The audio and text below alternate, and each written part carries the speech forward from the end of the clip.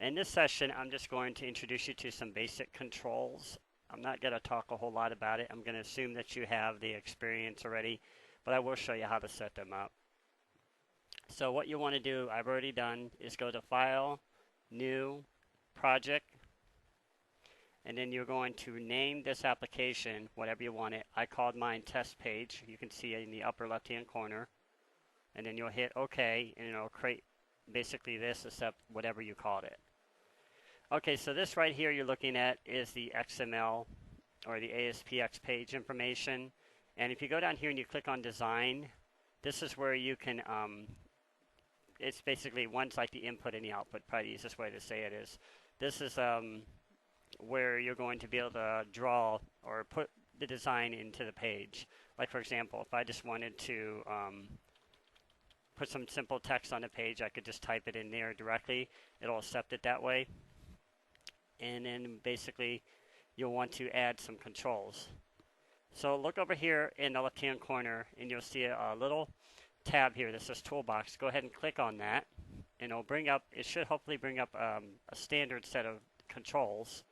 The most common one is a button. If you want to create a button on the screen to make it do something, we could just put a button there. Now what you're looking at here is this has just created a control called button, and if you look over here, I clicked on the button first of all, and you look over to the right, you'll see this little box called properties. This controls whatever this button will be. You know, it's basically the settings for this button. So if you look down here, you'll see button here. We could change this to something like submit, and as soon as I hit enter, watch over here and you'll see it changed. So it's going to reflect whatever you put into the page itself. Okay, so what we'll do is we'll do a simple test here. And first let's go ahead and run it just to show you something here, what it looks like. You hit this little green button here. You could set the browser you want, but mine defaults to Firefox. And you'll see it just duplicated what you had in this window. Now you can close it out here, and you want to hit the stop button there. Okay, so basically what we're going to do is we're going to do what's called a post back here and make it go to like another page or something like that. First, let's before we do that, before I get ahead of myself, let's just set up a simple example maybe to test the button. So what you want to do is click on the button here and double click on it, and it'll open you up into the C# environment where we can start writing some test code basically, so to speak. Okay, and going to pause this for 1 second.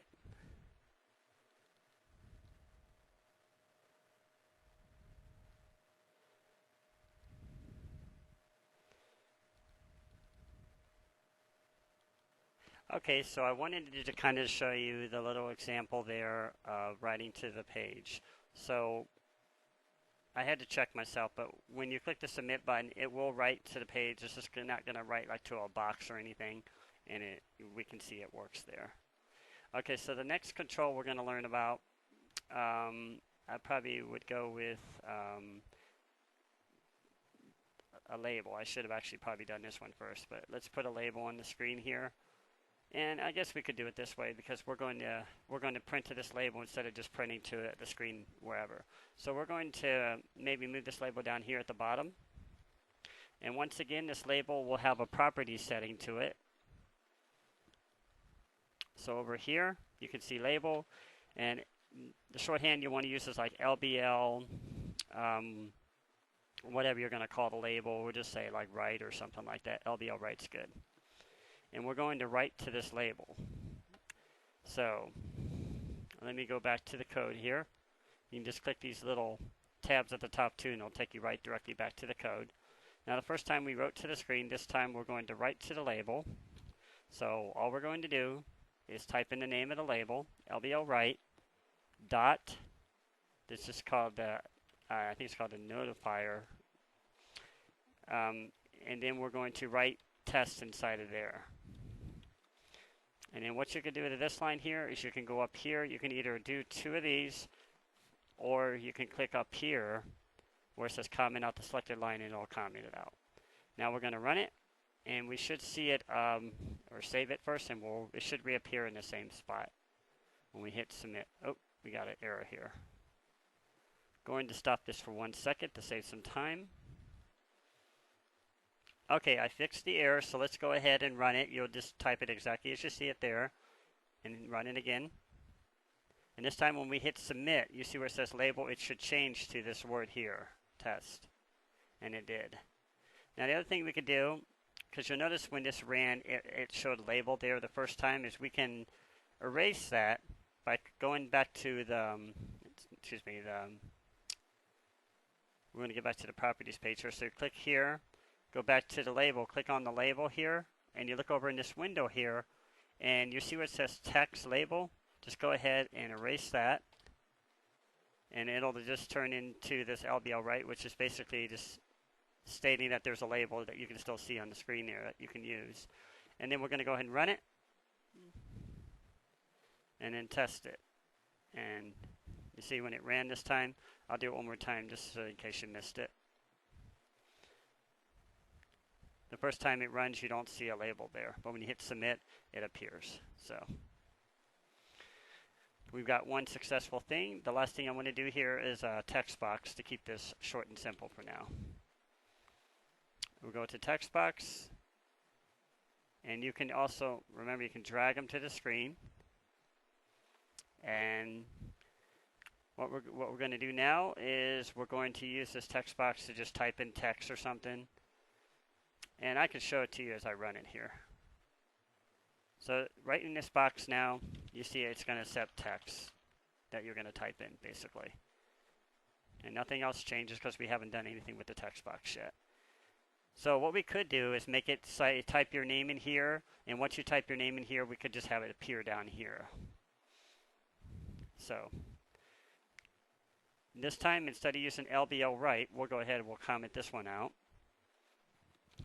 And what we're going to do is we're going to, well, first we need to name the text box before I forget. So up here, you'll see it's just called text box 1. Use a shorthand notation TXT and whatever you want to call it. You can just call it box or whatever. And then we're going to use this to output to the text box. So if you type TXT box, you'll see it appears .text, and just like we did with the label.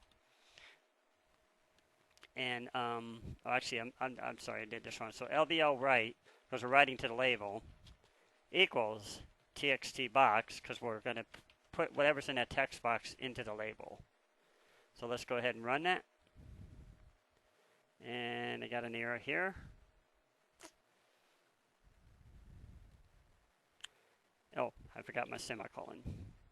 Always remember to do your semicolons. And for some reason there's still expected going on here. Alright, it's fine. Okay, so we're going to go ahead and type in your name. And as soon as you click submit, it should appear right below there. And there it is. So whatever you type in here will appear right below there. And that's how you get it to transfer to the label. So this was a simple video just to show you a few controls. Next time we'll probably go into some more stuff like radio box buttons and check boxes and stuff like that to kind of move along. Okay, thanks for watching.